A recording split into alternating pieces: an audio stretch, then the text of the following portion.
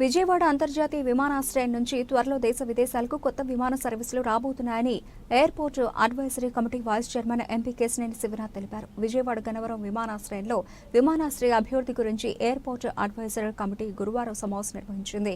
ఈ సమావేశంలో airport advisory committee chairman MP Balashowry, vice chairman MP Kesineni Sivanath, airport director Lakshmikanth Reddy, Krishna జిల్లా SP are Gangadhar Rao, NTR జిల్లా కలెక్టర్ లక్ష్మీ షా పాల్గొన్నారు.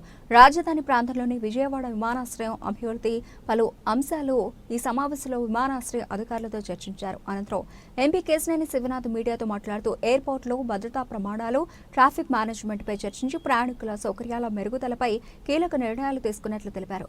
పలు ఎయిర్లైన్స్ సంస్థలతో మాట్లాడి కొత్త విమాన సర్వీసులు ప్రారంభించాలని కోరినట్లు తెలిపారు.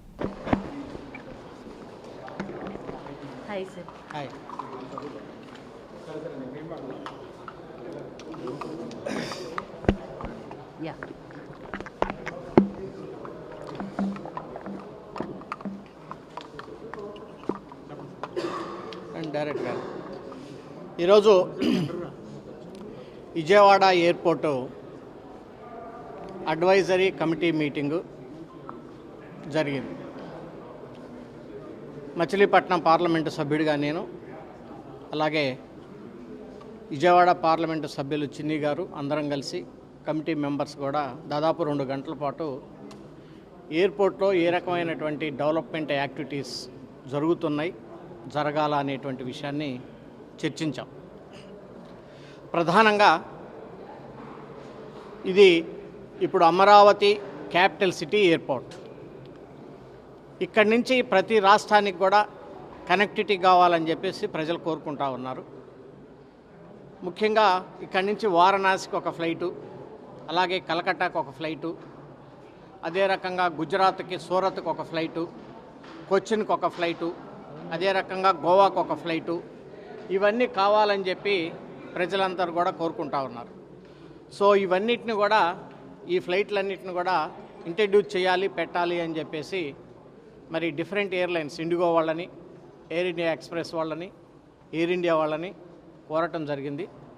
అదే రకంగా ఇంటర్నేషనల్ ఎయిర్పోర్ట్స్, ఇంటర్నేషనల్ కనెక్టివిటీకి వచ్చేలోపు ప్రధానంగా మనకి ఇక్కడి నుంచి శ్రీలంకకి, ఇక్కడి నుంచి విజయవాడ నుంచి సింగపూర్కి, విజయవాడ నుంచి థాయిలాండ్కి, విజయవాడ నుంచి. నమస్కారం. ఈరోజు ఎయిర్పోర్ట్ రివ్యూ కమిటీ మీటింగ్ జరిగింది. ఈ మీటింగ్లో చైర్మన్ గారైన బాలశౌరి గారు, నేను, కొత్త కమిటీ మెంబర్లు, మా ఎయిర్పోర్ట్ డైరెక్టర్ గారిన లక్ష్మీకాంత్ రెడ్డి గారు అందరం కూడా మేము పార్టిసిపేట్ చేయడం జరిగింది.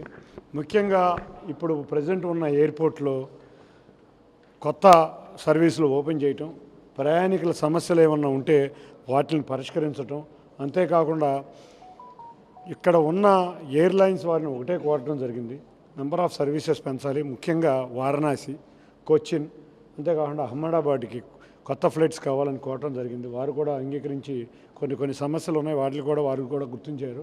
ఈ అన్నింటినీ మేము పరిష్కరిస్తాం త్వరలో.